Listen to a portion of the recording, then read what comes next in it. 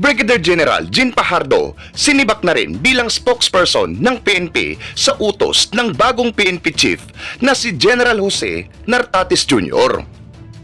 Jean Fajardo tanggal din ang kahambugan dahil hindi na sila ang hari at reyna ngayon sa pwesto ng PNP. Pero bago ang lahat, mag-subscribe na sa aking YouTube channel upang updated ka sa mga mahahalagang balita sa ating bansa. Ayon nga sa ulat, Fajardo acts as PNP spokes. Kinumpirma ng National Police Commission or NAPOLCOM ang pagsibak sa pwesto ni Philippine National Police Chief Police Lieutenant General Jose Milencio Nartates Jr. kay Police Brigadier General Jean Fajardo bilang spokesperson ng pulisya. Sa media release ng NAPOLCOM nitong Miyerkules, August 27, sinabi ni Nartates na hindi pwedeng maging tagapagsalita ng PNP si Fajardo dahil nakatalaga siya bilang Director for Controllership. Itinalaga din ni dating PNP Chief Nicolas Torre III si Fajardo bilang Direktor noong June 2025 habang nagsilbi naman siyang spokesperson ng kapulisan simula 2022. Ayon pa kay Nartates sa hiwalay na panayam sa reporters, ang Public Information Office na ang mangangasiwa sa komunikasyon ng PNP. Magugunitang isa si Jean Fajardo sa nagwalang hiya kay dating Pangulong Rodrigo Duterte noong itinungo nila ito sa The Hague, Netherlands. Matindi ang naging banat noon ni Senator Bongo sa kanya dahil bilang isang babaeng pulis ay wala itong konsensya at mas pinairal ang pagkamukhang pera. Good day, Madam Chair, distinguished colleagues, to the resource persons present in this hearing.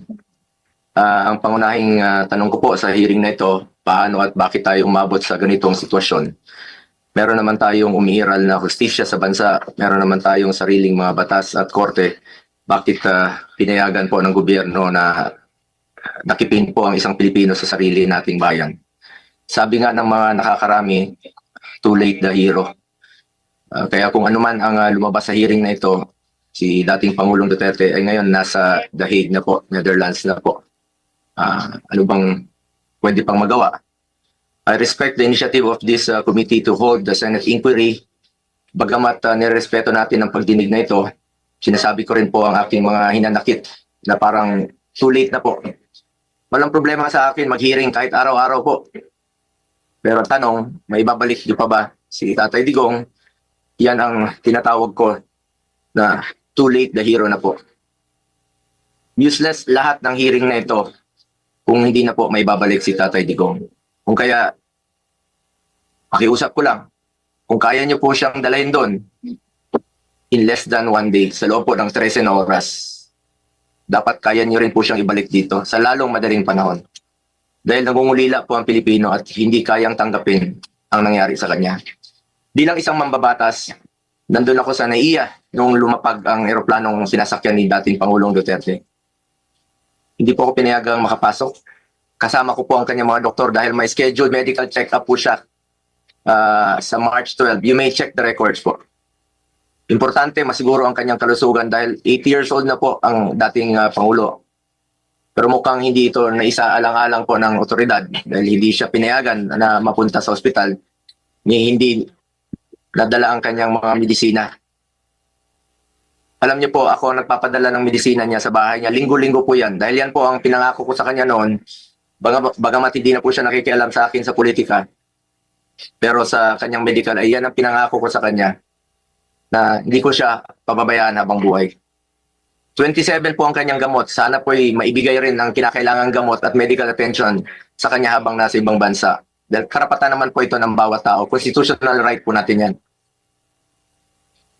Sanay po siya na merong nurse, sanay po siya na may doktor na nag-aasikaso sa kanya. Naikwento nga sa akin ni Atty. Mejaldea na nung unang bumisita siya sa detention cell ay nakapaa siya dahil hindi po na naipasok ang kanyang mga gamit. Alam niyo, hirap na siya mag-medyas. Hindi na niya kayang mag-medyas mag-isa. At ngayon, it took Atty. Mejaldea several days bago maipasok yung mga kagamitan na kailangan ni Tatay Digong. Mahirap talagang kanyang sitwasyon ngayon na nakadetain. Sa unang pagharap ni dating Pangulong Duterte sa ICC, napansin natin iba po ang kanyang pananalita. Marahil ito ang estado ng kanyang kalusugan. Sa totoo lang po, several times na po naobserbahan ko yan noon. Yung kanyang pananalita, ganun yan. Pag hindi po nibibigay sa kanya yung saktong medisina na dapat niyang inumin. Marami na pong karamdaman si Tatay Digong. Sino ba namang 80 years old na walang gamot na iniinom at walang karamdaman? Yun po ang aking kinakatakot sa ngayon, ang kanyang kalusugan at ang kanyang kaligtasan. Kaya hindi ko po maintindihan bakit hindi pinayagan ng mga pulis ang doktor na makita siya. Okay na po ako, hindi niyo po ako pinapasok. Ilang beses po akong nakiusap. Pwede ba akong pumasok, sumunod? Pinababa nga ako sa sasakyan eh. Hindi po ako pinapasok doon sa Villamor Air Base. Pero nakiusap po ako na unahin na lang po yung doktor niya at yung ambulansya. Lahat naman may constitutional right to seek medical attention when needed. Lahat ng Pilipino, dating presidente man o normal na mamamayan, lahat ay may karapatan na masiguro ang kalusugan at kaligtasan. Nakakalungkot na isang bagay na ating ipinaglaban para sa Pilipino, hindi maibibigay po sa dating Pangulo na minamahal ng marami. Ganyan ba po ang dapat na trato sa taong minahal ng bayan at minahal din ng taong bayan? Madam Chair, mataas po ang aking respeto sa kapulisan. Lalo na po sa mga babae, mataas po ang aking respeto sa kanila. Noong nakaraang administrasyon, nanumbalik ang respeto ng ating mga kababayan sa kapulisan. Taas noo po ang ating kapulisan, ang ating mga sundalo. As its highest ang respeto sa PNP. Inuna namin ang pagtaas ng sahod ng uniform personnel dahil alam namin kung ano ang sakripisyo ninyo para sa bayan. Ako mismo bilang SAP noon, ako po nangulit noon na may sakatuparan po ito dahil minahal namin ang kapulisan. Ngunit nakakalungkot, Madam Chair, na noong nandun ako sa NAIA, nakikita niyo naman po sa video, nagtanong lang po ako sa PNP spokesperson kung saan kami dapat pumunta. Dahil sabi ni Chief PNP Marbil sa 250 po. Nilapitan ko po ang inyong spokesperson at hindi po ako sinagot, tinakbuhan po ako. Sana naman bilang spokesperson, konting sagot lang naman po. Konting respeto, sumusunod naman po kami sa batas. Hindi naman siguro dapat ipagkait sa atin ang respeto at higit sa lahat ang katotohanan. Sa totoo lamang po, ilang beses na po nagsinungaling si now Brigadier General Jean Pardo. Sana po, ma'am, bilang spokesperson, totoo lang po ang sabihin mo, alang-alang sa bayan. Your duty is to be loyal to our flag and to our country. Minahal namin kayo ni dating Pangulong Duterte. Sana, konting respeto lamang po. Kung nagawa nyo yan sa akin, magsinungaling, mas nagagawa nyo po yan sa ibang tao. Respeto lamang sana. Gaya ng pagrespeto at pagmamahal namin sa uniform personnel. Pangalawang beses na po ito na hindi ka sumagot ng totoo. Sa interview mo, sinabi mo nagpupunas lang ng pawis ang ilang pulis na nakuna ng video na umiiyak habang inaaresto si Pangulong Duterte. Mapigilan mo bang umiyak? Nasasaktan po yan. Doon lamang po tayo sa katotohanan at piliin nyo lang laging magsabi ng totoo alang-alang sa bayan. We must always entrust our loyalty to the Filipinos, to our flag, and to our country. Hindi naman po parating sinasabi ni dating Pangulong Duterte sa inyo. Just be loyal to our country and to our flag. Last, gusto nating malaman kung may nalabag ba na proseso ang pamahalaan, nabigyan ba po ng due process ang Pangulo dahil kung seryoso tayo sa pagbibigay ng hustisya, unang konsiderasyon dapat ang karapatang pantao at ang pagsunod sa due process. Sa totoo lamang po, hindi na po tatakbo si Tatay Digong sa inyo. Di na niya kayang tumakas. At alam niyo po yun. Di na niya kaya kayong takbuhan. Dahil hirap na nga siyang maglakad, nagsusungkod na nga lang po siya. Imbis na umunlad, bigla tayong umurong. OFWs, pinapauwi natin. Noon, ginagawa natin ang paraan. In fact, si dating Pangulong Duterte, sumusulat yan sa mga king o sa leader ng ibang bansa para makauwi. And even nagre-raise tayo ng blood money para makauwi lang yung mga kababayan natin. Pero bakit baliktad niya? Bakit isinuko po ang sarili nating lahi? Hindi ko lubusang matanggap na siya ay nililiti sa ibang bansa gayong siya ay isang Pilipino. Samantalang mayroon naman tayong maayos na judicial system sa ating bansa na nirerespeto. Kasarinlan yan bilang isang bansa. May sarili tayong batas, may sarili tayong proseso, may sarili tayong korte at may kakayahan tayong panagutin ang sinumang nagkakasala sa ating bayan. Madam Chair, this is now a matter of principle, justice, and humanity. Hindi ba't may sarili tayong sistema ng hustisya?